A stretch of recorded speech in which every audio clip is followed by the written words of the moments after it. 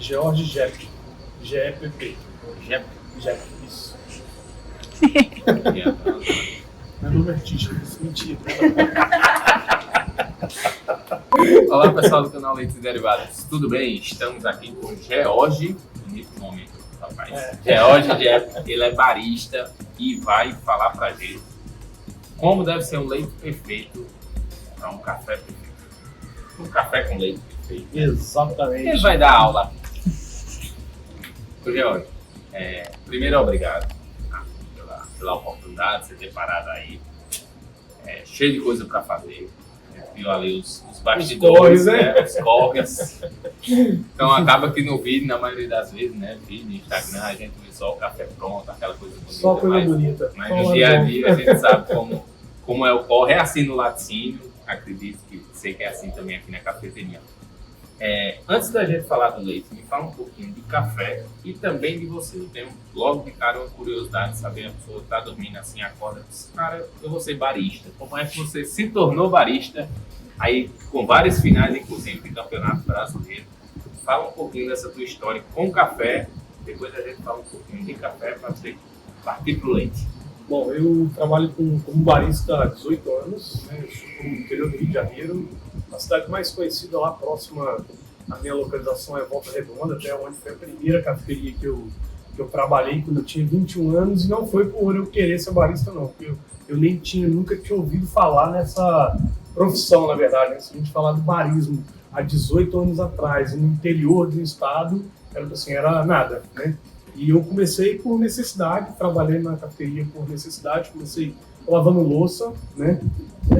E comecei a identificar ali algumas coisas diferentes que o pessoal fazia, que na época já era muito elaborado os cafés, mas completamente diferente do que a gente faz hoje em dia, né? Mas aquilo lá me despertou uma curiosidade e a fim de aprender uma coisa nova, eu fui ali mexendo por cá, pedindo informação para um lado, um pouco de curiosidade, vocês acabaram vendo aí no bastidores, eu sou um cara bem curioso, né? Então acaba que eu vejo uma coisa, eu quero aprender, mesmo que não seja um pouquinho daquilo ali, para entender como é que funciona. E com o café foi assim, eu fui querendo aprender, depois de 6 meses eu tive a oportunidade de fazer o meu primeiro curso de barista, que foi na Casa do Barista, no Rio de Janeiro. Casa do Barista na época era um dos maiores formadores de profissionais do Brasil, né? E naquele primeiro curso eu pude entender um pouquinho mais sobre o que era ser barista e sobre o que era o café especial, né? O café de especialidade que a gente fala hoje. E dali eu fui fazendo outros cursos, fui tendo algumas oportunidades, algumas empresas. Trabalhei na Segafredo, que foi, na época era a segunda maior empresa de café expresso do mundo, era uma empresa italiana, patrocinadora do Ayrton Senna. E cada vez mais eu ia buscando mais conhecimento, aprendendo mais, até que eu tive a oportunidade de ir morar numa fazenda do Cerrado Mineiro, tá, onde eu passei 2 anos aprendendo tudo sobre o cultivo de café, né? E depois vim para o Nordeste chamado né, de uma indústria, tá, da Paraíba, onde eu trabalhava no setor de qualidade. Fiquei lá durante 4 anos nessa indústria e resolvi abrir minha primeira cafeteria, que era uma marca antiga que eu tinha lá em Boa Viagem. De lá, fiquei 4 anos nessa marca, tive a oportunidade de vender devido a alguns problemas de saúde aí no pós-pandemia. E quando a minha vida começou a se normalizar de novo, eu vim aqui para a Solo, para inaugurar esse projeto aí que vocês estão vendo. É mais ou menos essa minha trajetória aí pelo café, né? E os concursos? Bom, em 2014 eu tive a oportunidade de participar do meu primeiro concurso de barista, que era um concurso voltado para a qualidade de preparo de café, que é um concurso voltado para qualidade de preparo de café, né? Onde são competições de níveis internacionais. Então, em cada país existe a competição de nível nacional. O campeão daquele país vai representar a sua região, o seu país num campeonato mundial, né? Então, comecei a despertar essa curiosidade sobre o competidor, né? Que vem um lado curioso, né? E a competição para mim foi assim, um divisor de águas sobre o café. E a cada ano que eu ia para a competição, eu tinha que estudar mais, eu tinha que praticar mais para chegar lá e apresentar algo diferente, né? Que a gente tem que falar sobre toda a história do café. Além de ter muito conhecimento técnico, a gente também tem que ter uma teoria muito embasada para fazer essa apresentação, né? Em 2014, então, foi a primeira vez. E a partir de 2018 para cá, todas as vezes que eu competi, eu fui finalista, conseguimos chegar em 2 vezes a quarto melhor barista do Brasil, 2 vezes em quinto e 1 vez em sexto lugar. E 3 vezes usando leite Qualiline. Ai. E o café também daqui de Pernambuco. E o café também daqui de Pernambuco. Eu tive a oportunidade de morar numa fazenda de café, né, como eu falei. E assim que eu vim morar aqui em Recife, eu já sabia da produção de café no estado.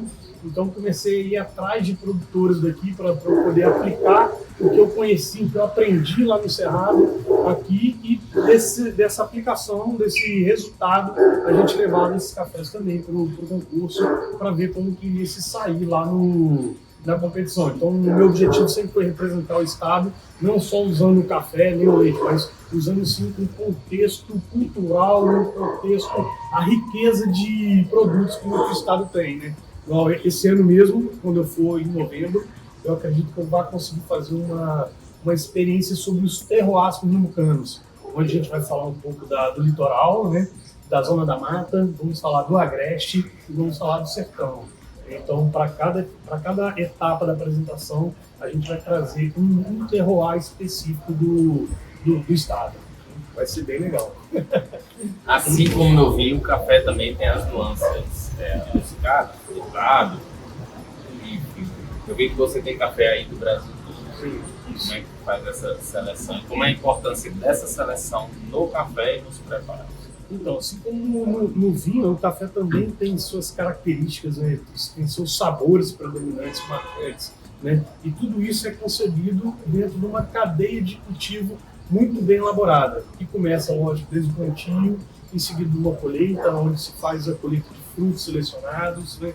Onde se faz um trabalho também que a gente chama de pós-colheita, que é o cuidado que a gente tem com esses frutos no processo de secagem, no processo de armazenamento, seguido da torra e finalmente no preparo. Então, nessa sequência de processo que o café passa, desde o cultivo até a xícara, cada etapa é fundamental para que a gente consiga ter essas propriedades sensoriais bem definidas, né? Que a gente tem duas concepções no café, que a gente tem as características que todo alimento tem, de doçura, acidez, amargor, textura, né? E a gente tem também as características de sabor, tá? Que é outra coisa diferente, que é sabor de frutas, tipos de ácidos diferentes que a gente encontra no sensorial do café, texturas, palates diferentes também, tem cafés que são mais cremosos, tem cafés que são mais aveludados, tá? Tem cafés que são mais ralos um pouco. Isso não está relacionado à quantidade de café que se coloca numa extração, isso está relacionado ao tipo de cultivo e à característica que aquele café permite que seja extraído para uma xícara. E o leite, ele entra em que parte aí? Como é que o leite entra nesse processo? E o que é que um barista procura no leite? Como seria o leite perfeito para um barista? Vamos lá, a gente sabe que hoje um dos maiores produtos consumidos aí na cadeia do café são as bebidas lácteas, né? Principalmente o mais conhecido aí, o cappuccino ou o latte, né? Eu costumo dizer que essas bebidas não são café com leite, são harmonizações de café e leite. Então a gente também precisa ter um cuidado definido com todos os produtos. Não adianta eu cuidar muito bem do meu café e comprar qualquer leite, e esse leite não tiver um processo que eu não vou conseguir ter uma composição harmoniosa sobre a minha bebida, né? A montagem das minhas xícaras, que eu costumo dizer. O que a gente busca no leite para dar essas características marcantes? Além de ter o frescor, né? A gente sempre busca isso, por isso aí que eu sempre procurei trabalhar com leite tipo A, e assim, vocês são o primeiro leite tipo A do Nordeste, né? Se não me engano, do Norte e Nordeste, né? E é uma coisa muito difícil de se ter.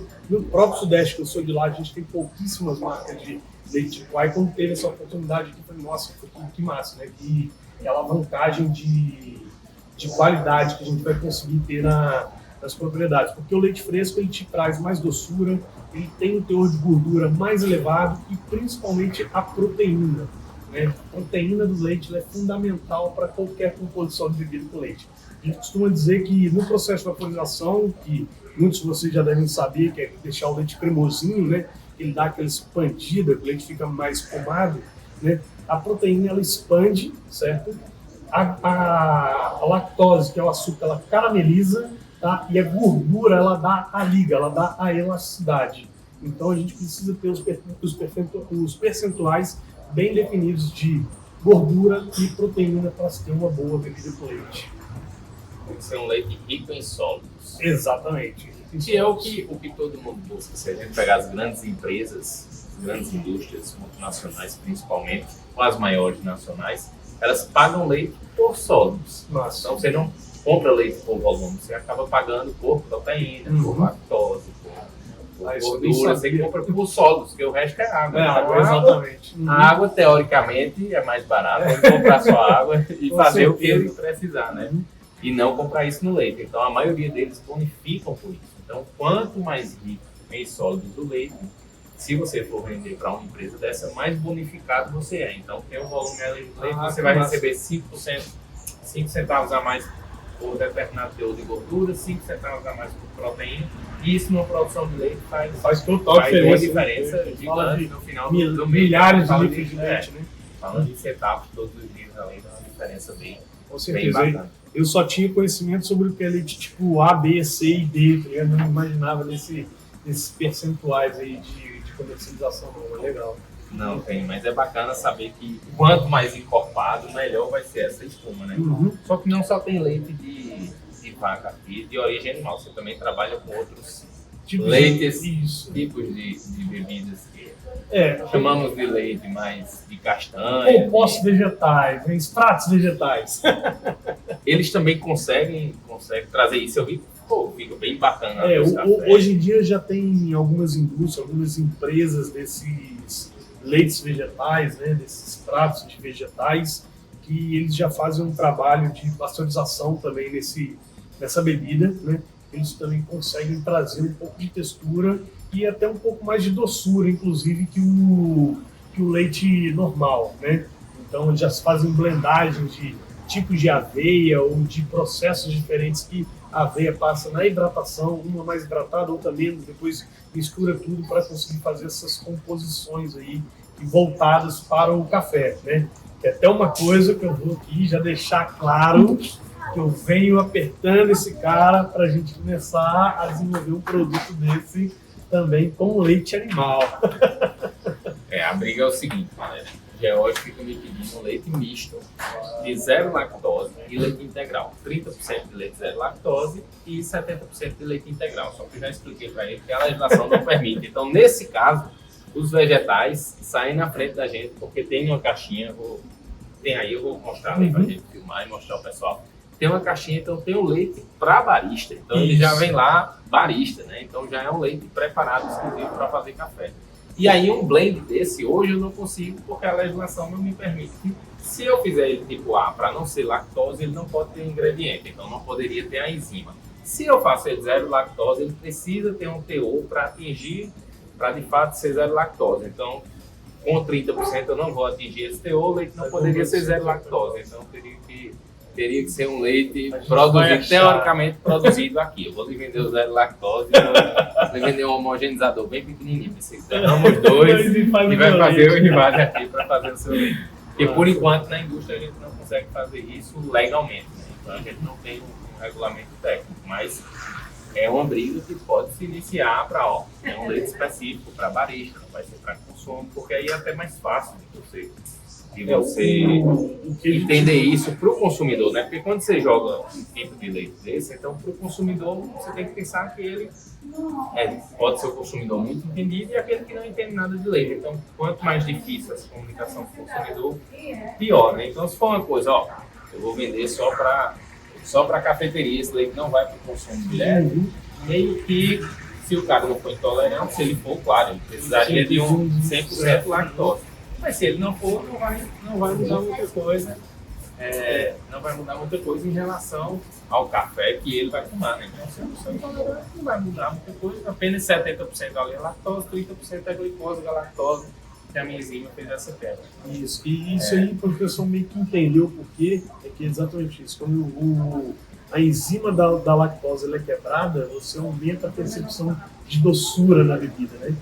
Então acaba que assim, a gente blendando para ir um composto ainda mais complexo para fazer essas blendagens de café e leite. esse leite que você usa aqui, ele já é adocicado Adocicado, sim. por causa desse teor de lactose alto, né? Como eu disse uma vez, a gente levou esse leite para uma cafeteria e a responsável lá pelo setor disse: eu não posso comprar esse leite porque ele é doce. O meu leite aqui não tem essa doçura, então os clientes iriam estranhar, mas o leite também tem essas nuances, né?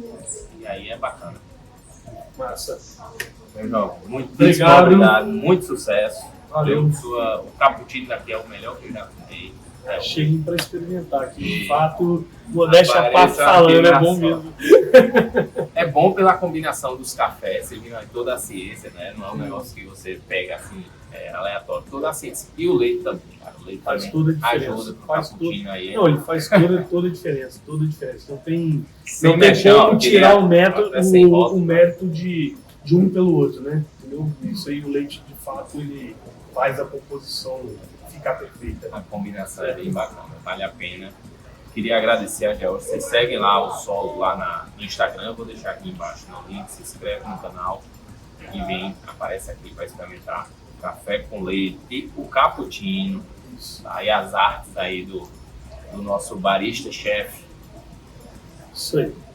Valeu, cara. Obrigado. Obrigado. Valeu.